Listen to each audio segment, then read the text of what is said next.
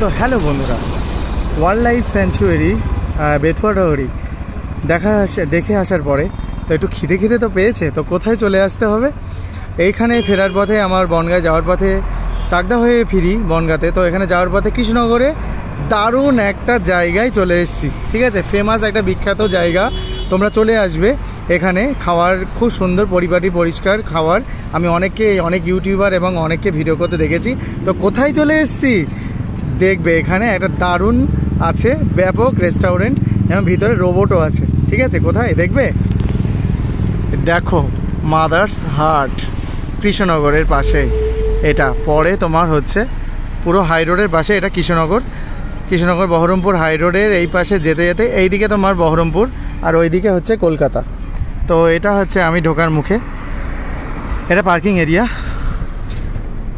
আর চলে গেলাম হচ্ছে মাদার্স হাটে। তো মাদার্স হাটে এই দেখো ঢোকার প্রবেশ পথ, এন্ট্রি গেট।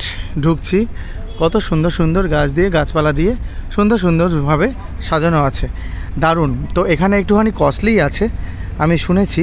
তো দেখা যাক, চলো মাদার্স হাটে। এই যে সুন্দর অনেক সুন্দর রকমারি আইটেম আছে। এখানে একটু রিলসও করে নেব।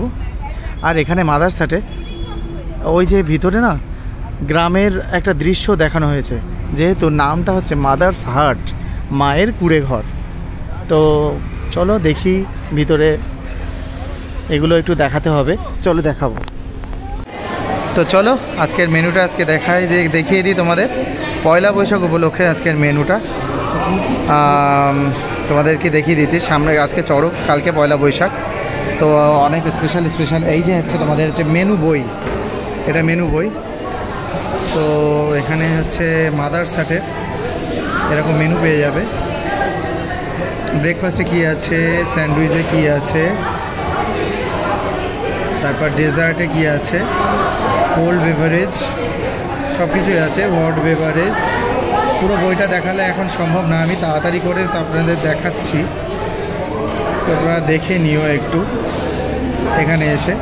পুরো বইটা এখন দেখাতে গেলে অনেকটা বড় লং ভিডিও হয়ে যাবে। ঠিক আছে, তো অনেকটা বড় বই আছে, তোমরা একটু দেখে নিও। তোমাদেরকে বারবার করে আসতে বলছি, একবার মাদার্স হাটে আসো, এসে দেখে যাও। ঠিক আছে, তো এটা হচ্ছে আমাদের মেনু। এখনও খাবার অর্ডার করিনি, তো এবার খাবার অর্ডার করবো। এটা তো উপরে আমার তো লোভ লাগছে, ওটাই ও অর্ডার দিয়েছে প্রেশার কুকার। আমি ভাবলাম যে তাহলে আরেকটা আমি ওই 185 ওটা ক্যান্সেল করে এই প্রেশার কুকার একটা মাটন অর্ডার নিতেই পারতাম। তো ও আমাকে একটা শেয়ার করবে বলেছে। তো ঠিক আছে, আর একটুখানি যখন মাটন খাবো তখন আবার দেখাচ্ছি। তো এবার চলে এলাম খাসির মাংসের মানে মাটনের পদে। এই দেখো কিন্তু ঝোলটা যেভাবে দিচ্ছ কিন্তু খুব একটা টেস্টি লাগলো না। ওরও একই মত, আমার ফ্রেন্ডটাও বলছে, বল কেমন লাগছে? এই জাস্ট মোটামুটি লাগছে, মানে 6 আউট অফ 10। জানি না কেন 6 আউট অফ 10 বলতে হচ্ছে, মানে মটনটাও সেরকমই লাগে। কারণ এর আগে মায়াপুরে আমরা যেটা খেয়েছি, যে ফার বেটার 200 টাকা প্লেটে দারুণ খেয়েছি। ঠিক আছে ম্যাম, এক্সকিউজ মি। তো এটা ছিল মাটনটা এবার একটু টেস্ট করার পালা, দিয়ে দিচ্ছে। হ্যাঁ, ওকে একটা পিস দিন আর আমাকে একটা পিস, ঠিক আছে? তো যাই হোক, মাটনটার রিভিউটা আমি বলছি, খেয়ে দেখো, খারাপ ছিল না। রাইস লাগলে আরও একটু নিতে পারিস। এটা মেনটা দেখো, এই ঝোলটা এটা মোটামুটি খুব ভালো না। সেই টান না, মানে প্রথমেই আমরা ভালো খাবারগুলো খেয়ে নিয়েছি, চিংড়ি খাবারগুলো। এটা তো মাটনের ঝাল সত্যি লাগছে না, কারণ হ্যাঁ আমাকে একটু ভিডিওটা দাও। এখানে ঝোল নেই, এই ঝোলটা একটু ভালো, একটু তাও পদের, মানে এই পদের একটু, মানে এই ঝোলটা তবুও তাও ভালো লেগেছে, কিন্তু এই ঝোলটা একদমই ভালো না। মাংসটা মোটামুটি মেল্টেড হয়েছে, তোমরা দেখতেই পাচ্ছ মেল্ট, কিন্তু ঝোলটা একদম পদের না। যেহেতু 185-এ, সেই জন্য একটু কম লাগছে আমার। রেটিংটা খুব একটা দেবো না, মাটনের রেটিংটা একদমই বাজে। বাকি অল ওভার ঠিক আছে। প্রন ভালো, ইলিশ পাতুরি ভালো, ইলিশের প্রত্যেক আইটেম ভালো, ভালো। চিংড়ি প্রনের আইটেমটা খুবই ভালো। বল মটন খেয়ে কেমন লাগছে? 6 আউট অফ 10 তো রেটিং দিয়ে দিচ্ছি, কেন কি এখানে যা খাচ্ছি আমি মনে হচ্ছে না চিংড়ি টাইপের যেটা হয় খুব একটা ভালো না একটা মাংস, এই মাটনটা, খুব একটা ভালো না। এই মাটনটা একদমই ভালো না, মানে মোটামুটি বলবো, কারণ যেখানে তোমাদের চিংড়ি পাতুরি তারপর মালাইকারি খুবই সুন্দর লেগেছে, ওর ঢাকায় সর্ষে ইলিশটা খুবই দারুণ লেগেছে। এবার এইটা বাকি আছে, এটার জন্য আমি আবার একটা রাইসে অর্ডার করেছি।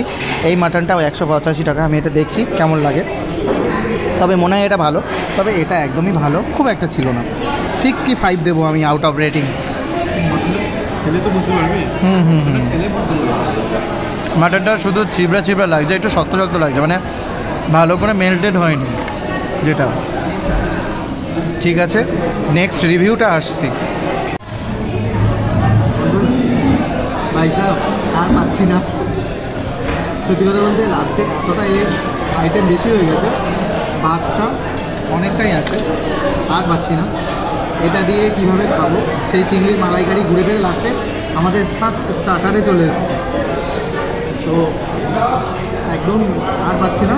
এবার রেডি স্টপ। আর একটা ছোট্ট একটা ভিডিও দেখাবো, এখানে মৌরি কীভাবে নেওয়া হচ্ছে, বাইরে গেটে আছে করে নিচ্ছে, দারুণ, সেটা একটু ভিডিও দেখাবো। তো আর পাচ্ছি না। ঠিক আছে, মাদারসাটের খাওয়ার ব্লগ ভিডিও, ফুড ব্লগ আজ এই পর্যন্ত। টাটা।